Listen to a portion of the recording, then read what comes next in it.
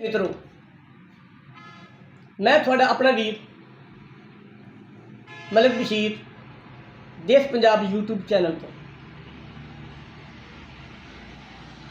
इस मिट्टी सानू जन्म दिता, इहदे आलड़े विच चुंझ खोलीए। असी देश पंजाब के पुत्र हाँ ते पंजाबी साडी बोली है।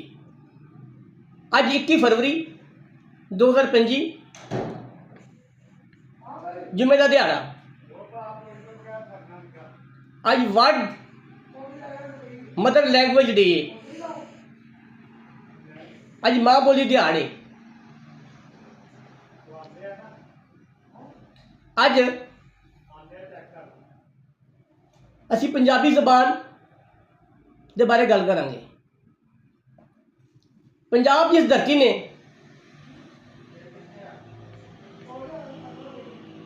बहुत वड्डे वड्डे सूरीबीरां नूं जन्म दिता। दुल्ला भट्टी, अहमद खां खर, भगत सिंह ते होर बहुत सारे सूरमियां ने मुगलों तो लैके अंग्रेज़ों नाल आडा लाई रखिया, अपना सर नीवा नहीं किया, मौत नूं ते गले ला लिया। तो साबित होया कि पंजाबी बहुत वड्डे प्रधान हुए ने। दूजे पासे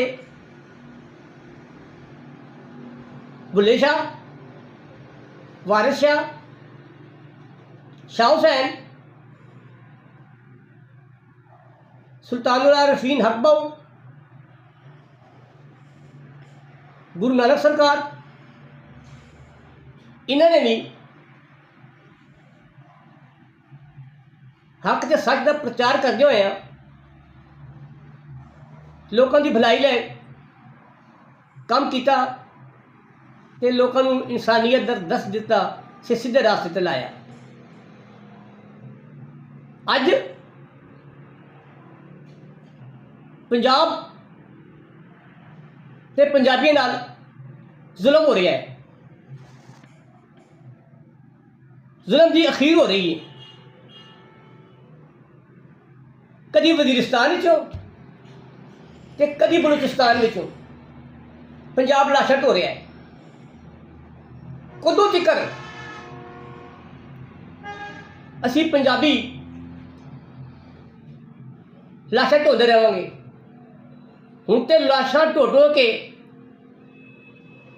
साडे मोढे भी थक गए ने। बलूचिस्तान के विच पंजाबियों के कामकारां नूं तबाह किया गया है। पंजाबियों नूं कतल किया जा रहा है।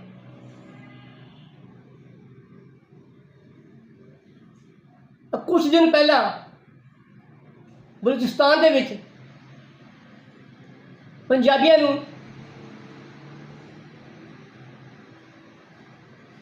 बसां तो ला के शनाख्ती कार्ड चेक करके शहीद कर दिया गया है। क्यों? ये दूजे सूबे पंजाब नूं वड्डा भरा होने का यह सिला दे रहे हैं। खुदा की कसम जे पंजाबी जाग पे तो पंजाबियों ने बहुत वड्डा खड़ा करना है। अज पंजाब के विच बलूचिस्तान के लोग कारोबार कर रहे हैं। कोई कोयले का काम कर रहा है, कोई फ्लोर मिला ला के बैठा वा, कोई दूजे शोबे के काम कर रहा है। तो जे बात ना आए तो पंजाबी ने सारे बलूचिस्तान वापस भेज देंगे, तो फिर दमादम मस्त कलंदर होएगा। पंजाबियों की चुप नूं बुज़दिली ना समझी जाए। अज वर्ल्ड मदर लैंग्वेज डे ते मैं वज़ीर आज़म पाकिस्तान ते पंजाब की प्रधान तू ये मंग करदा वा ਕਿ ਬਲੂਚਿਸਤਾਨ ਦੇ ਵਿੱਚ ਪੰਜਾਬੀਆਂ ਦਾ ਕਤਲੇਆਮ ਕਦੋਂ ਬੰਦ ਹੋਏਗਾ? ਕਦੋਂ ਤੱਕ ਪੰਜਾਬੀ ਲਾਸ਼ਾਂ ਵਸੂਲ ਕਰਦੇ ਰਹਿਣਗੇ? ਅੱਜ ਪੰਜਾਬ ਤੁਹਾਡੇ ਕੋਲ ਇਹਨਾਂ ਸਵਾਲਾਂ ਦੇ ਜਵਾਬ ਮੰਗ ਰਿਹਾ ਹੈ। ਜੇ ਅਸੀਂ ਹੱਕ ਦੀ ਗੱਲ ਕਰੀਏ ਤੇ ਫਿਰ ਸਾਨੂੰ ਮਨਫੀ ਨਾ ਲਿੱਤਾ ਜਾਵੇ। ਅੱਜ ਇਹ ਆਖਾਂ ਵਾਰਿਸ ਸ਼ਾਹ ਨੂੰ ਕਿੱਥੋਂ ਕਬਰਾਂ ਵਿੱਚੋਂ ਬੋਲ, ਇੱਕ ਰੋਇਸ਼ੀ ਧੀ ਪੰਜਾਬ ਦੀ, ਤੇ ਤੂੰ ਲੱਖ ਲਿਖ ਮਾਰੇ ਵਹਿਣ, ਅੱਜ ਲੱਖਾਂ ਧੀਆਂ ਰੋਦੀਆਂ ਤੈਨੂੰ ਵਾਰਿਸ ਸ਼ਾਹ ਨੂੰ ਕਹਿਣ। ਤੇ ਆਖਰ ਤੇ ਮੈਂ ਪੰਜਾਬੀ ਨੂੰ ਇਹ ਮੈਸੇਜ ਦੇਵਾਂਗਾ, ਖੁਦਾਰਾ ਮੁੱਲਾ ਪੰਡਤ ਤੇ ਫਾਦਰਾਂ ਦੇ ਚੱਕਰਾਂ ਦੇ ਵਿੱਚੋਂ ਨਿਕਲੋ। ਪੰਜਾਬੀ ਸਿੱਖ ਹੋਵੇ, ਪੰਜਾਬੀ ਮੁਸਲਮਾਨ ਹੋਵੇ, ਪੰਜਾਬੀ ਕ੍ਰਿਸਚੀਅਨ ਹੋਵੇ, ਪੰਜਾਬੀ ਹਿੰਦੂ ਹੋਵੇ, ਉਹ ਸਾਡੇ ਸਿਰ ਦਾ ਤਾਜ ਤੇ ਮੱਛਰ ਦਾ ਝੂਮਰ ਹੈ। ਪੰਜਾਬੀਓ ਇਕਮੁੱਠ ਹੋ ਜਾਓ ਤੇ ਆਪਣੀ ਤਹਿਜ਼ੀਬ, ਆਪਣੀ ਸਕਾਫਤ ਨੂੰ ਬਚਾਓ। ਪੰਜਾਬ ਨੇ ਬਹੁਤ ਵੱਡੇ ਵੱਡੇ ਸੂਰਮਿਆਂ ਨੂੰ ਜਨਮ ਦਿੱਤਾ ਹੈ